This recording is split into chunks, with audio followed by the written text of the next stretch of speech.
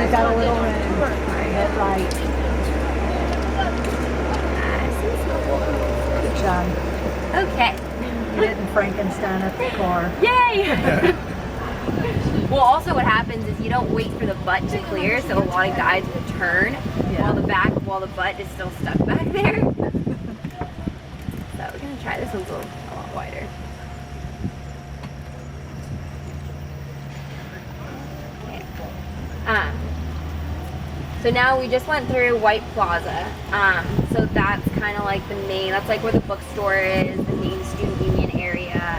We'll go around this side and we'll get to peek in the back side of it. So this is the building where I've spent the past 3 years of my life. This is the Stanford Daily building. So I've spent every night in that office since the start of my junior year. Holy moly. I went from sports editor to executive editor to editor-in-chief. So that's kind of like been my thing at Stanford. Yeah, my baby. So it's going to be weird next Sunday when I don't have to be in there. But everyone kind of finds their niche on campus, whether it's working in a lab, whether it's a student group. Everyone kind of finds their passion. And it might be, in a lot of different places. It might be like it was for me in one place. That's why I'm really excited to do the co-term program, because I get to experience kind of like another side of Stanford in a sense without the daily. Without being there every night? Yeah, exactly. Kind of a different experience. So this is the student union, original student union building. So there's different rooms upstairs for groups to meet. Tutoring hours go on in there, and then this is the back side of Tressiter. So there's like different eateries right in there. There's Starbucks. There's Coho, the coffee house. You'll find that a lot of things on Stanford's campus are abbreviated. So Coho for the coffee house. There's Memorial Church is called Nemchu. If you're a prospective freshman, there's always little fun abbreviations. So the Coho is something different from Starbucks, is it? Yeah, so there actually is a Starbucks right next door. It's I think it's like richer coffee, I guess. I think it's better. I'm not a Starbucks fan. Oh well, if you are a coffee fan though, yes. I would suggest Coupa Cafe. Coupa? It's like a 5 to 10 minute walk from the visitor center, and you have to walk to it because it's like right in the heart of campus. Actually, we'll drive by it, but I would recommend coffee from Coupa. It's really good. It's like more on the pricey side, but Coupa DHL.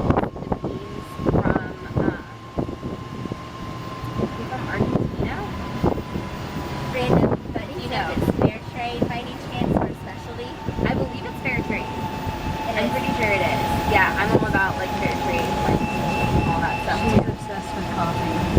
You are? Well, we had at my school, I guess an all-girls school in Nashville, and for 3 weeks following our Christmas or holiday break, we had the opportunity for freshmen to they stay on campus, and take classes that we learned to do.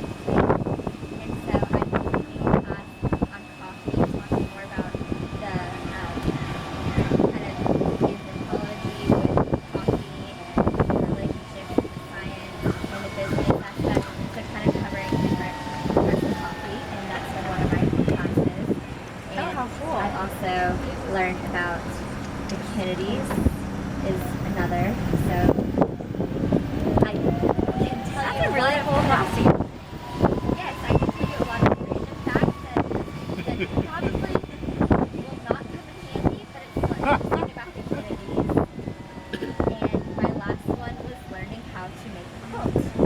Ooh, How to make what? that's Cool. fun. A quilt. Oh, quilt. But it was like mathematical. This is a really cool school. Something. Yes, Yeah. so student dealing with math. This school. So right now we're on the housing part of campus. So the building that was on our right was freshmen and upperclassmen dorms, and this is the row. It's not really a Greek row. There's like 2 Greek houses on it. So there's Sigma Chi fraternity right there. Column Bay, which is like the vegan co-op on campus, so they all cook their own food. And then you have like these houses, which are just like upperclassmen, usually juniors and seniors live there. How do you get to live in them? Oh, I see Sigma. So there's Sigma Nu. Then other fraternities are tucked back up there. This is Casa Italiana, so that's a themed house. So the way that housing works at Stanford, it's a draw system. So you get 3 tiers of housing, tier 1, 2, and 3. So all of these houses are tier 1 housing. So typically your sophomore year, people use their tier 2. So they end up in one of the nicer dorms, which we're gonna drive past. And then junior year is when a lot of students go abroad. So they'll use their tier 3, which is the first. So that's kind of like a little bit more off, kind of the older dorms. Not as ideal for people to be in. But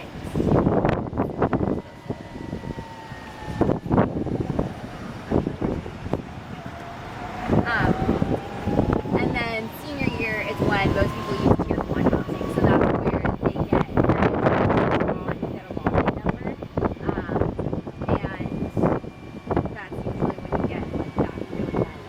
Are fraternities and sororities big here? So I'm in Kappa Alpha Theta sorority. There's only 7 sororities on campus. Only 3 of them are housed, and it kind of like it is what you make it. So sororities are actually they're tucked away in the cowl cluster back there. They're not like big glamorous sorority houses like in the South by any means. They're like converted ones. But it kind of is what you make of it. If you want it to be a huge part of your career, it can be. You know, you can be an officer, or if you just want it to be a social aspect, like an opportunity to see your friends, live with your friends.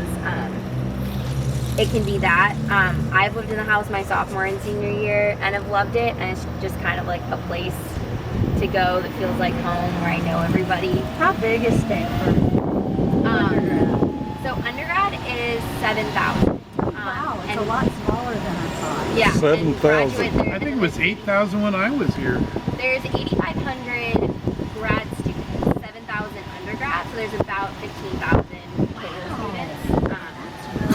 And are all the grad students on the same campus? So You know? actually, this building right here, I'm just here. This building here is graduate housing. This is Munger, and this is the law school actually right here. Munger, M-U-N-G-E-R. Yes, exactly. Well, And then you have freshman dorms right here. So you have the freshmen living right across from the grad students. Munger- I'm gonna try to live off campus next year, like in an apartment. Munger may be the same person that had a graduate dorm recently built at U of M, Maybe. and also had the law residence at U of M refurbished, and I think the law residence and the new dorm are both named after him. Yeah, it could be. But it's kind of cool how like the law school is like right here on campus. Like that's the law library right there. So I'll go in there and study a lot of times. I'll be preparing to take the LSAT next year, which is like scary. My grandfather, her dad, is a professor. He's Oh, kind cool. of, he retires and then decides to retire. It's happened a lot. And so he's kind of focused. He practiced law for a while and kind of A while. a long time. Just a while. And so it's kind of a in between. He doesn't want to retire, but he's not done with law yet. He's teaching at Belmont. Wow, you must really love it. Belmont? Belmont University. It's Oh, actually but now just- VAL or No, Belmont. Belmont? It Belmont. is in Nashville. It's they just opened their law school. He actually helped Oh, build the law school. So he I think teaches everyone's calling it. Pretty a exciting. tax class. He's a tax attorney. But he taught at the University of Alabama I for don't think I've ever seen 7 years when I was little, and then he got tired of teaching, and we moved to Nashville, and he practiced for Yeah. Nashville. 40 years, uh-huh. It rains and then now he's every single day. teaching a It class. Does it? rains so much. It was Now I supposed to love rain. It rained music. like I love for a straight bluegrass. week, like 2 So and I weeks ago. imagine I'd enjoy Nashville. Just like